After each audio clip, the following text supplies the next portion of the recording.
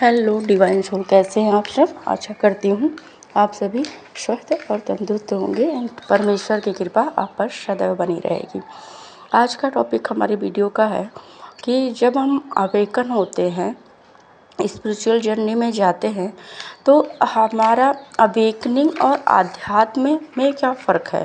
आध्यात्म में अवेकनिंग का महत्व क्या है, अवेकनिंग किसे कहते हैं। जैसे बहुत लोग कहते हैं कि मैं अवेकन हुई, तो इस टॉपिक पे बात करेंगे क्योंकि लोगों को भ्रम है। अवेकनिंग का सच मतलब किसी को पता ही नहीं है, बस नाम के लिए लोग बोलते हैं कि हम अवेकन हो रहे हैं, हम अवेकनिंग हमारी हुई। तो मैं इस टॉपिक पे बात करना चाहती हूँ।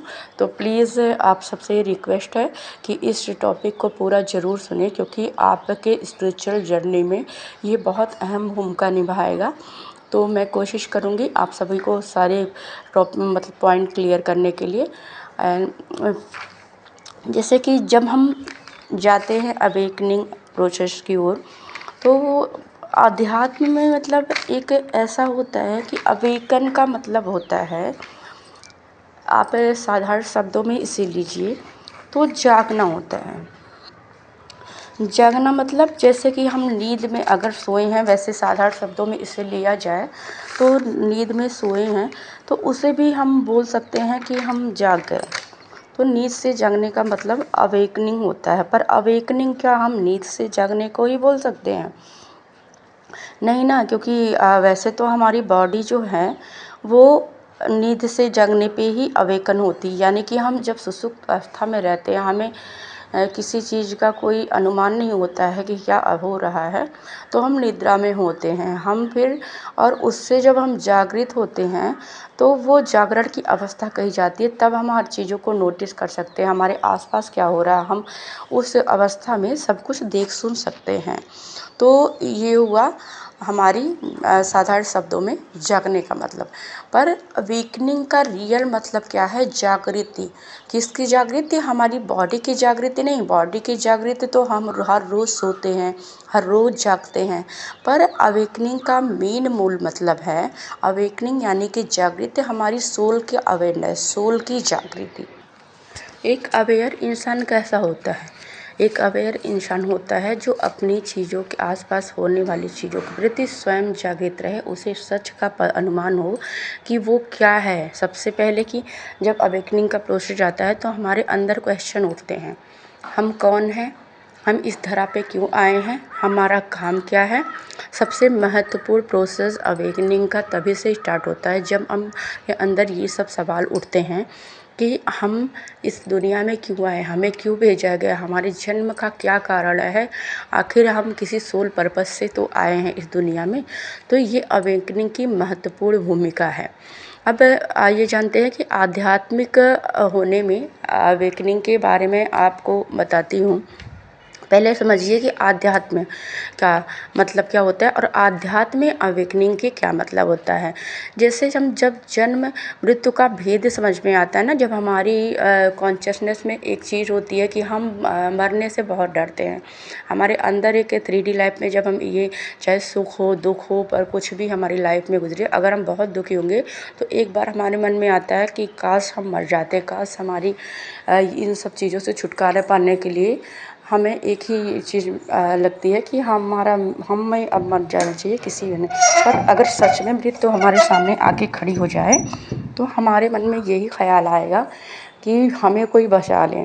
तो जब हमारे अंदर जन्म और मृत्यु का भेद ख़त्म हो जाता है, हमें ये लगता है कि हमारी इस बॉडी का कोई काम नहीं। एक ये बॉडी आई है 3D पर बस एक रोल लेके, और वो रोल जब ख़त्म हो जाएगा हमारा, तो हमारी शरीर फिर हमारे मतलब जहाँ से आई है वहाँ हमारी आत्मा फिर चली जाएगी।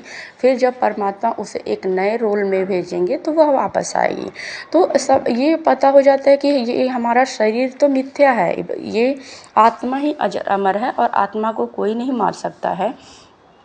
तो हम इस मोह से आज़ाद हो जाते हैं। हमारे अंदर लोभ मोह भय और ये सब से आज़ाद होने लगते हैं। तो हम इसे बोलते हैं कि आध्यात्म में अवेकन होना। कि तब हमारी सोच सच में जागृत हो रही है, हमें सत्य का अनुमान लग रहा है। यह एक आध्यात्मिक अवेकन इंसान का मतलब होता है। स्पिरिचुअलिटी में यही होता है कि स्पिरिचुअलिटी में जब इंसान जाता है तो वह जागृत होने लगता है, वह सोल की चीज़ों पे फिर विचार करता है, ना कि बॉडी की चीज़ों पे। सभी जीवों को ये समान मानने लगता है। इसे पता चल जाता है कि मृत्यु एक प्राकृतिक क्रिया है जिसे होना ही होना है। अगर जन्म हुआ है तो मृत्यु होगा ही होगा। हमारे अंदर मृत्यु का भय खत्म हो जाता है, चीज़ों का मोह खत्म होने लगता है। यह एक नेचुरल प्रोसेस होता है।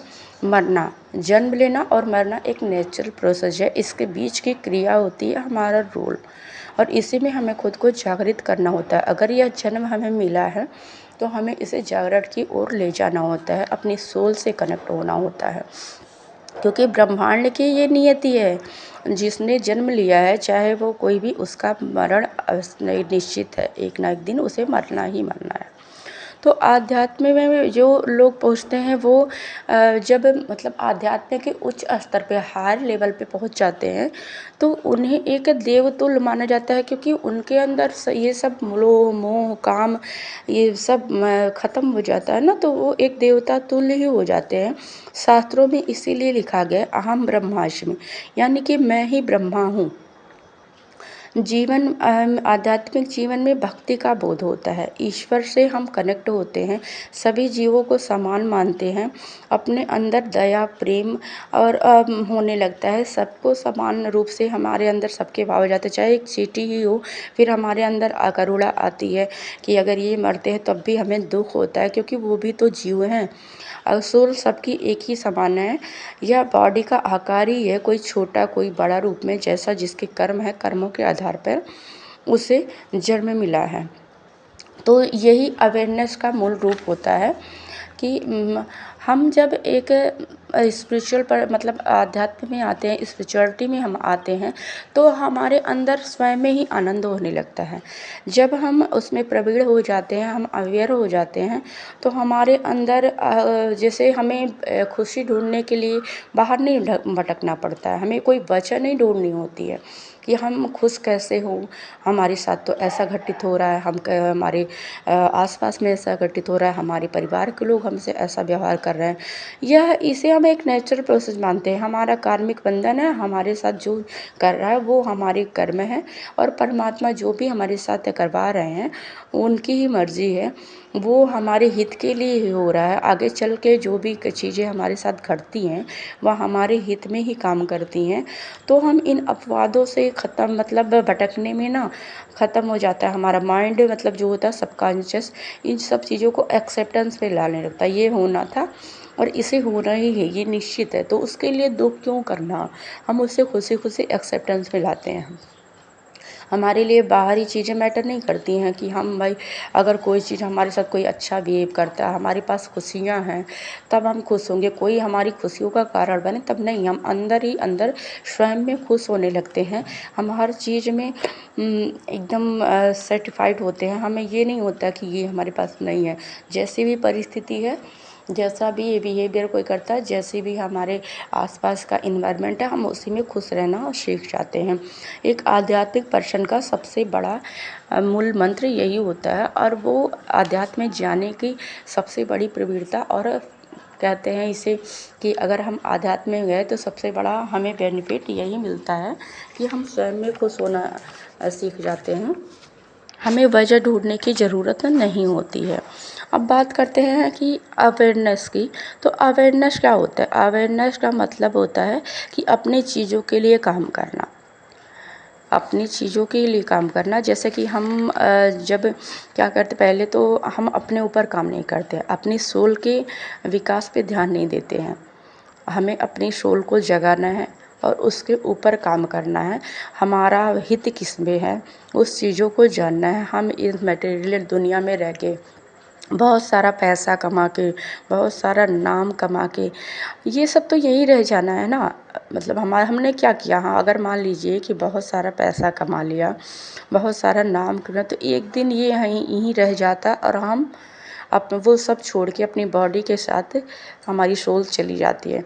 तो हमें अपने सोल के ऊपर काम करना होता है। हमें अपनी सोल के विकास पे काम करना होता है। हम अगर ऊपर जाके कम से कम परमात्मा को जवाब दे सके कि कुछ तो अगर भेजा था हमें, तो किस लिए भेजा था? हमें इसीलिए तो परमात्मा ने भेजा है कि हम स्वयं में जागृत हो सके, अपनी सोल की विकास पे काम कर सके। एक अवेयर इंसान ना किसी चीज़ों को मतलब जल्दी से किसी बात को एक्सेप्ट नहीं करता है। जैसे कोई भी चीज़ आप उसके सामने बोलोगे तो वो एक्सेप्टेंस में, जब तक वो खुद की कॉन्शियसनेस से वो चीज़ें सोचेगा नहीं तो वो एक्सेप्टेंस में नहीं लाएगा। वो उसे ये लगेगा ये चीज़ें सच है क्या नहीं। हम ब्रह्म से मतलब हटने लगते हैं। हमारे जो भी भ्रामक चीज़ें फैलाई जाती हैं, जो भी पहले की बिलीफ सिस्टम हमारा होता है, पहले की जो रूढ़ियाँ बनी होती हैं, उससे हम निकलने लगते हैं। हमें सत्य का ज्ञान होने लगता है।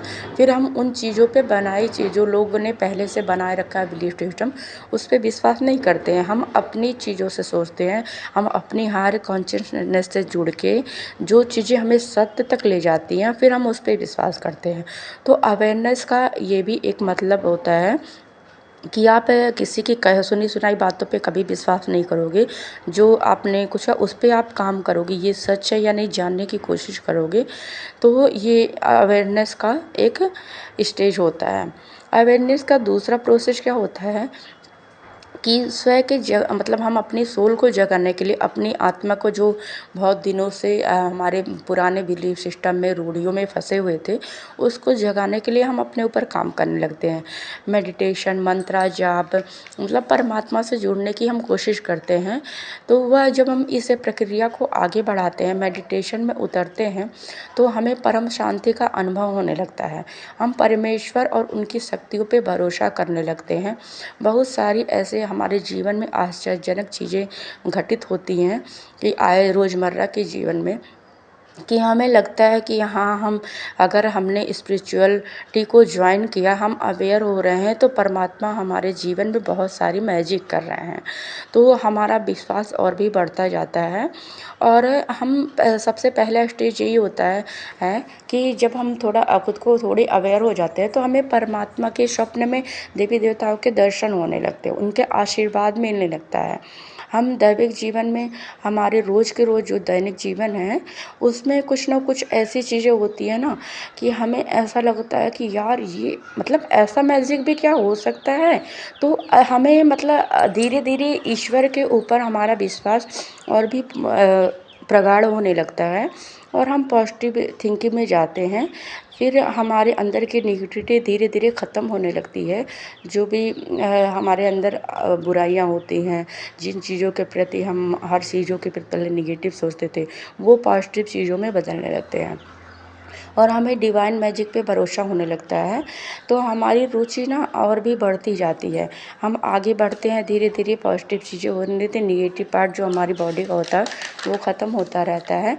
हम ऐसा, और जॉब मेडिटेशन हमें कभी बंद नहीं करना चाहिए। यही एक कारण है जिससे धीरे धीरे हम अपने अंदर के सभी ब्लॉकेज को दूर कर सकते हैं। हमारे अंदर के चक्रा जागृत होने लगते हैं। चक्रा जागृति में पेन तो बहुत होता है, ऐसे आसान नहीं होता चक्रों की जागृति, क्योंकि जो बहुत दिनों से ब्लॉकेज उसमें फंसे हुए थे, ब्लॉक होते हैं, हम उन पे काम नहीं करते हैं। तो जब वो जकड़े हुए होते हैं तो उनकी गुत्थियों को खोलने के लिए थोड़ा टाइम तो लगता है और ये पेनफुल भी होता है। पर चक्रा के बारे में हम अगली वीडियो में बात करेंगे।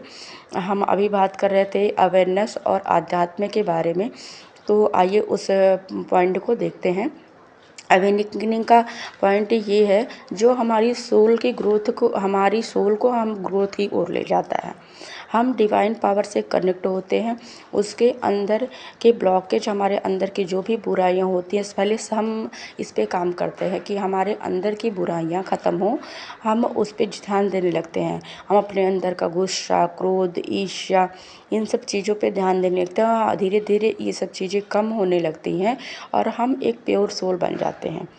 और हम हमेशा पहले क्या होता था कि हमें स्वयं के बारे में दिन रात हम अपने ही बारे में सोचते हैं कि इसने हमें क्यों बोला, इसने हमारे साथ ऐसा बिहेव किया, ये हमारे साथ अच्छा क्यों नहीं कर रहा है। जब हम अवेकन हो जाते हैं, आध्यात्म से जुड़ जाते हैं, तो क्या होता है कि हम अपने लिए नहीं सोचते हैं, हम स्वार्थ सिद्धि तब हमारे अंदर रह ही नहीं जाती है।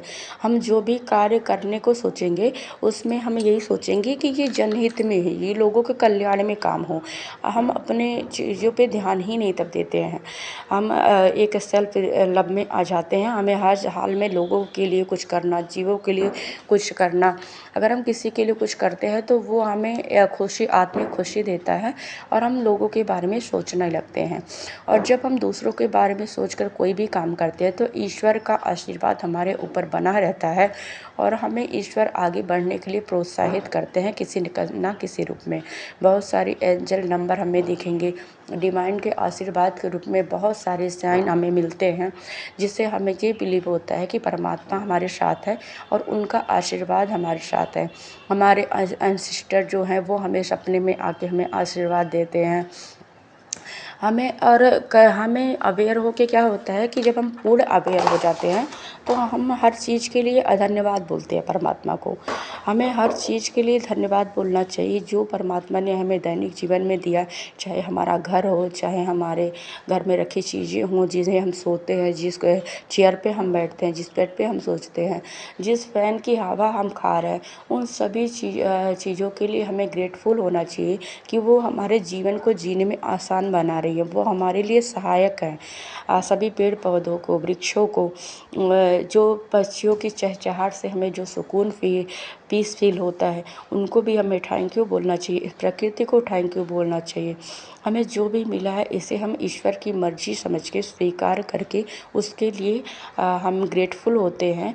तो ये एक जो अवेकनिंग का प्रोसेस भी होता है, एक अवेयर सोल की जो सोल अवेयर होते हैं उनकी पहचान होती है। तो जो बोलते हैं ना कि हम अवेकन है, तो क्या आप इससे किसी भी सिंह से रिलेट कर पा रहे हो? क्या आप सच में अवेकन हो? अगर आप अवेकन हो तो कमेंट में ज़रूर बताएं कि कौन से साइन आपसे मिल रहे हैं। और अवेयरनेस के नाम पे झूठी भ्रम मत फैलाइए कि हम अवेयर हैं। अवेयरनेस ये बॉडी की जागृति कोई मैटर नहीं करती है, आपकी सोल की जागृति मैटर करती है। तो आप प्लीज़ कमेंट में अपना जो भी है आप अवेयरनेस के बारे में जो आपने महसूस किया, जो आप अगर इससे रिलेट कर पा रहे हो, जो भी पॉइंट मैंने बताए आज स्पिरिचुअल जर्नी में आप जाने के बाद, तो आप ज़रूर उसको लिखें कि हाँ आपको ये सिम्टम मिलते हैं, आप ऐसे फील कर पाते हो अपने आप को। तो thank you and love you. और परमात्मा की कृपा आप सभी भी बने रहे। आप सभी स्पिरिचुअल जर्नी में जिन्होंने भी प्रवेश किया है सब पूर्ण रूप से अवेयर हों।